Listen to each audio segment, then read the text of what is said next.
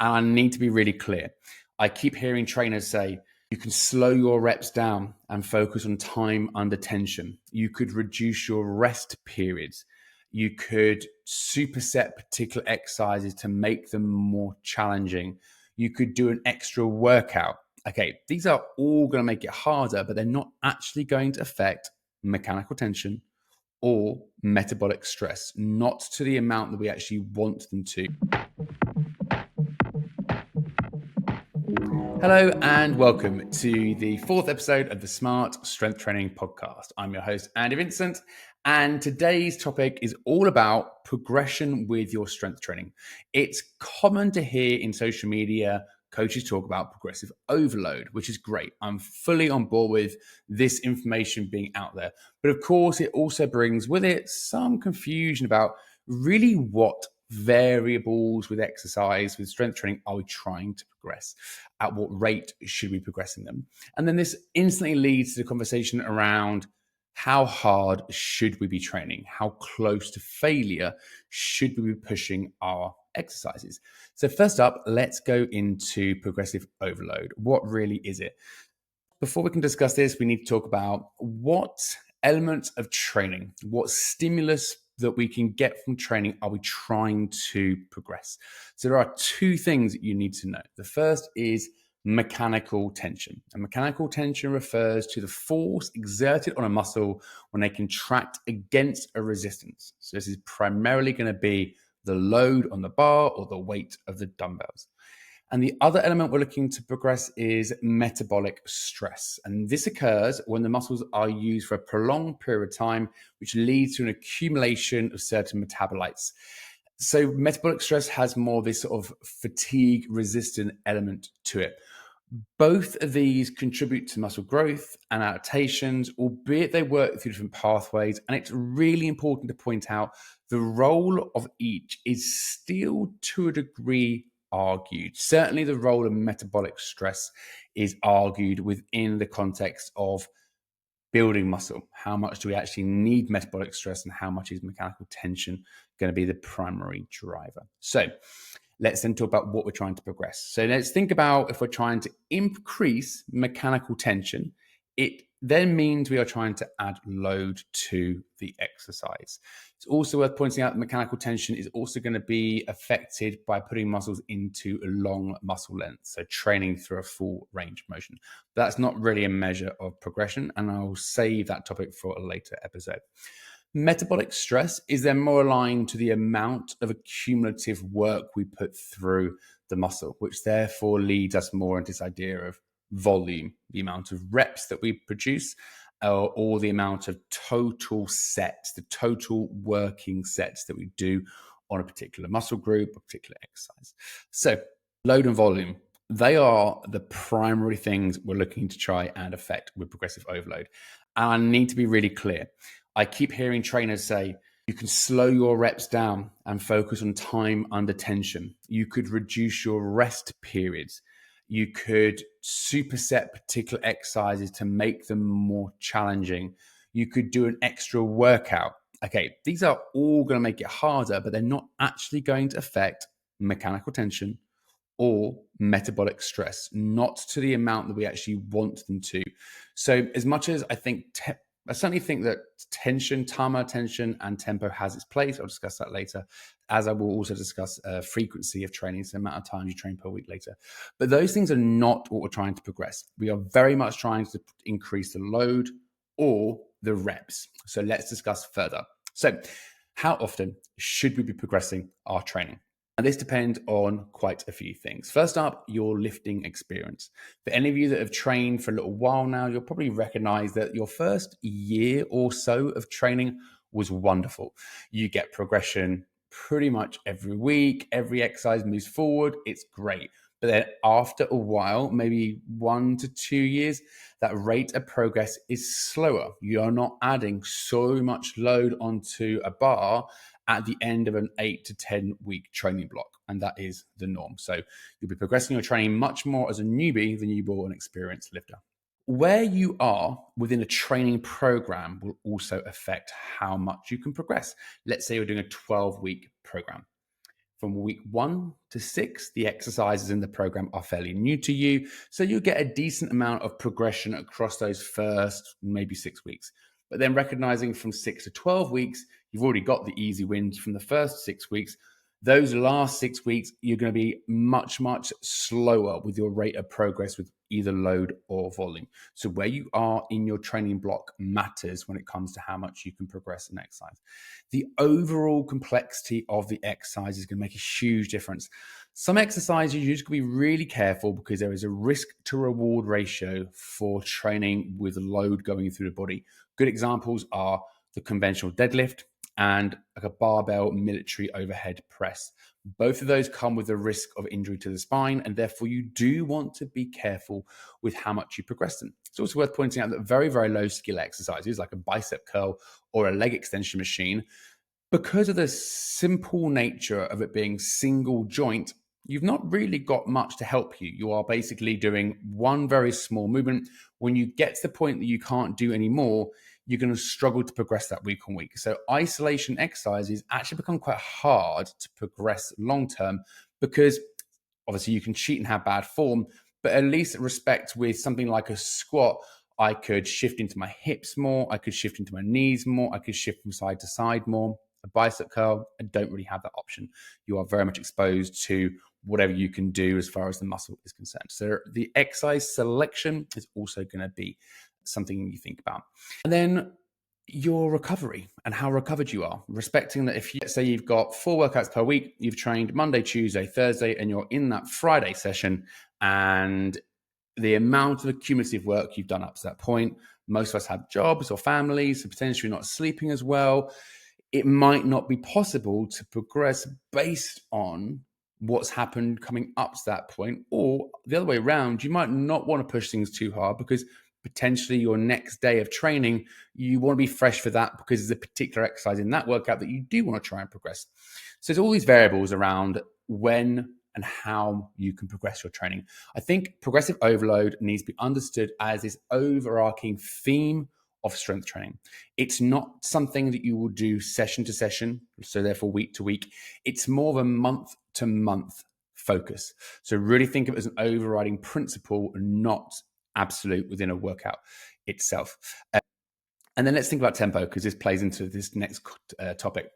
Staying at the same load, mastering the form, and making sure you really own that weight, that rep range for a particular lift is all a part of progression.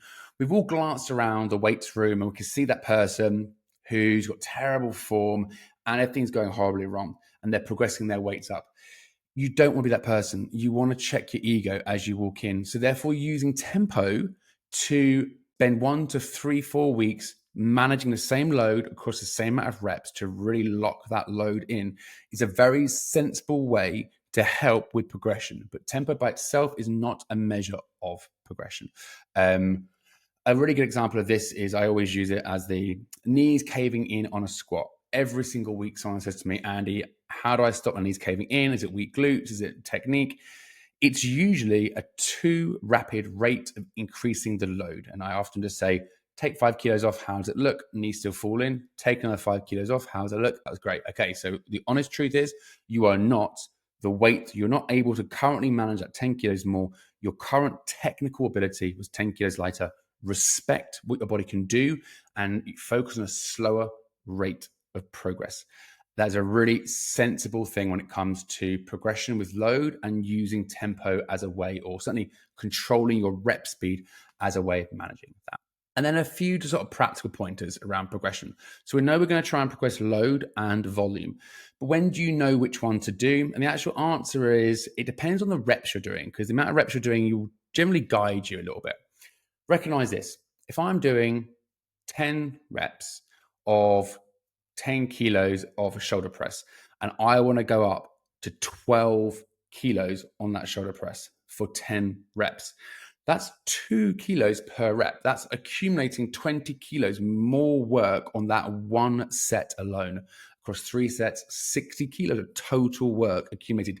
You're never going to be able to do that. So when you're working in higher rep volumes, anything over really 10 reps, you're probably going to find that when you are focusing on progression, adding a rep is going to be your main way of doing that, going from 10 to 11, 11 to 12 and upwards. And then when you do want to increase the load, let's say you've managed that load and you're now doing 14 reps at 10 kilos and you want to go to that 12 kilo load, you have to come right back down to 8 reps to start to manage that new load and then flow that back up. So if you could ever go up in load and do the exact same amount of reps that you were doing on the lighter load, you were not training hard enough on that lighter load. And we'll come to that in this conversation around training to failure. And that hopefully makes practical and logical sense. If you were training really hard, doing 10 kilos for 10 reps, and you went up to 12 kilos and you could do all 10 reps, then that 10 by 10 was not that hard. So recognizing that when you're up in the higher rep ranges, it's generally going to be adding a rep here and there that you're looking to do. And the second you go heavier, just know it makes logical sense to bring your overall reps down to manage that new load. Whereas when you're doing high load, low rep training, the opposite is true. I haven't got to do many reps. I'm only doing 1, 2, 3, or 4 reps. So therefore, I'm pretty much only going to be thinking about adding load. And the truth is, when you're doing below 5 reps with your training, you're not going to be thinking about adding a rep. You'll always be thinking about keeping the reps pretty standardized and just trying to add load to that rep range. So I honestly believe if you're doing 1 reps, 2 reps, 3 reps, 4 reps, or 5 reps, you just sort of stick to that rep range or that rep count and you focus on it.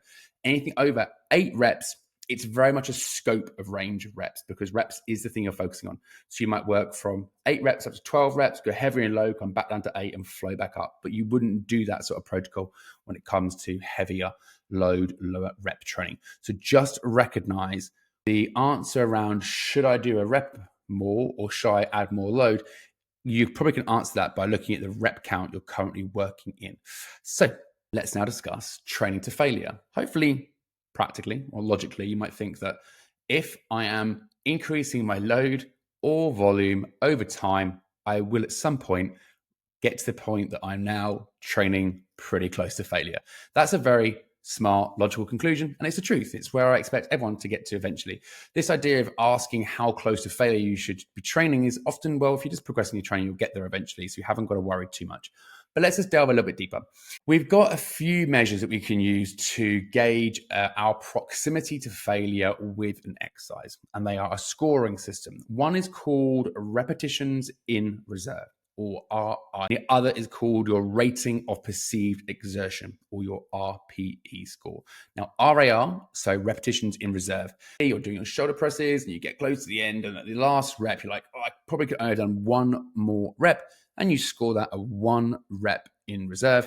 Or if you prefer the idea of a scaling out of 10, 10 being maximal effort, 1 being minimal effort, and you get really close to that last rep, you're like, oh, well, that's a 9 out of 10. So that is a 9 out of 10, a 9 RPE. I don't mind what people choose to use the scoring, but you can use these proximity to failure scorings to gauge how close to maximum effort that you are.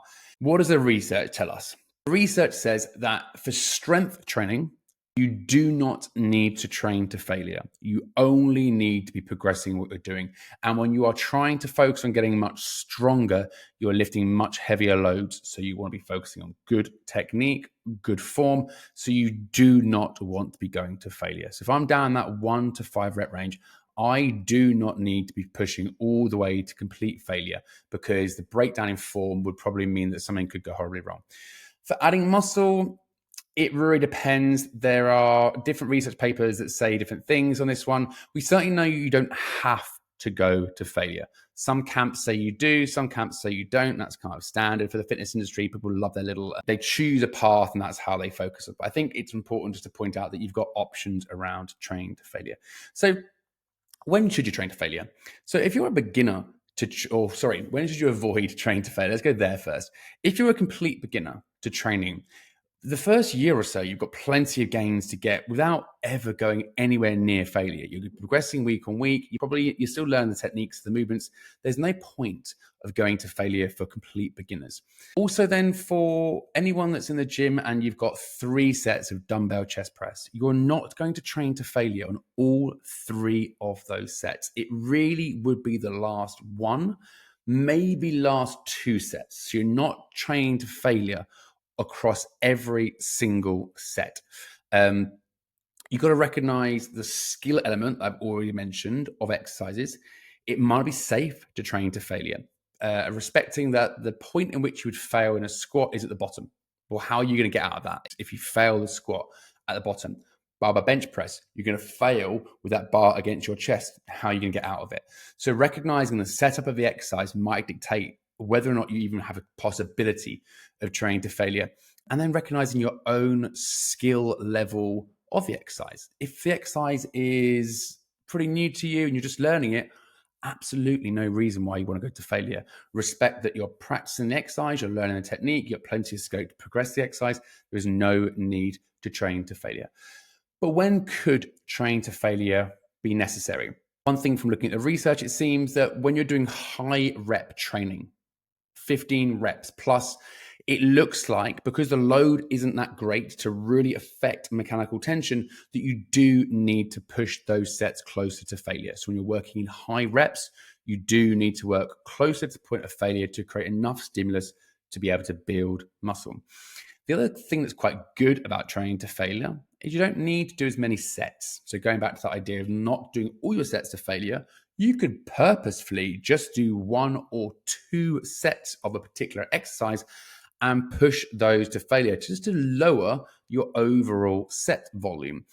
Caveat to that I would be very selective on the exercises I would do that on. I wouldn't do those on very complex exercises, but exercises that you've got a high level of skill at and you're confident in your technique. Great idea to take 2 sets or 1 or 2 sets to point of failure. Isolation exercises, they're pretty simple. They're pretty low in skill. I actually think that that's a really great place to almost always push the exercise to failure. As long as you can do it and do it well, I see no reason to why to keep a rep in reserve on a bicep curl or a prone hamstring curl machine. I think that's a really smart place to go all the way to the point of failure. And then towards the end of your training block, if you're doing a 12-week training block and you're in week 10 and you've got 2 more weeks before you rotate a lot of these exercises out and you're going to be walking into a brand new workout in 2 weeks' time, you can start pushing those exercises closer to failure. Still respect your skill of the exercise and the risk to reward ratio. That's a really smart place to train to failure. And a little kind of practical test for this, because there's a big conversation around this RAR score or RPE scores to say that people aren't very good. And I'll be very honest, we are not good. Clients of mine and people that I talk to really suck at scoring effort. It's quite a hard thing to do. And there's a big camp in the industry that states that if you've never trained to failure, how on earth do you know how close to failure you are? And they are right. But we want to be safe where we do actually go all the way to failure. But doing a standardization method, something called an AMRAP, so as many reps as possible, on your very, very last set to see how close to failure you actually are. So let's say you're doing prone hamstring curl machine and you did 2 sets of 8 leading up to your 3rd and final set. You tell yourself, right, how close to failure was I on that second set up to 8 reps? You might say, right, I reckon I had 2 reps in reserve at that point. And then you can test it. Go to that 3rd set, do as many reps as you physically can, and then see how far off you were. If you said you thought you had 2 reps in reserve and you got 5 more, then your scoring's a bit off and you're actually not as close to failure as you think you should be. And that's a really great way to then say, right, moving into the next phase of training, I'm going to up the load, or stay on the same load and increase my reps to get all those sets a bit close to failure. Really smart, practical way to every now and then on particular exercises, just standardize the way that you're training through your workout. But again, going to that point that we don't have to be pushing all the way to failure. We just need the sets to be hard enough and progressed. So you wouldn't need to do this on all your exercises. Certain exercises like a deadlift could be just running their own sort of flow where they're never really going to failure. You might be pushing your arm exercises to failure all the time because they're low skill. You might use the AMRAPS on like your dumbbell chest presses and your lat pull downs in the sort of middle of your workout every now and then, just to sort of check in with your scorings. That could be a really nice way to have some failure and some non-failure in every single workout. So just before we wrap up, what are the overall takeaways from this topic? First up, progressive overload is this overarching theme. You're never going to progress every single week. We don't need to. It's month on month that we're looking to. Train to failure. If you are just by default progressing your exercises, you will get there eventually. So you almost don't even need to worry about it. And if you are going to think about the progression with an exercise, choose your exercises to do them on. How skilled are you at the exercise? And then appreciate what is the risk to reward ratio of me pushing this exercise all the way to the point of failure. Because consistency is key, and nothing wrecks consistency more than injury. Okay, so to wrap this up, I hope that was useful. I hope there were some good points in there that you could take away and start to implement straight away in your own training.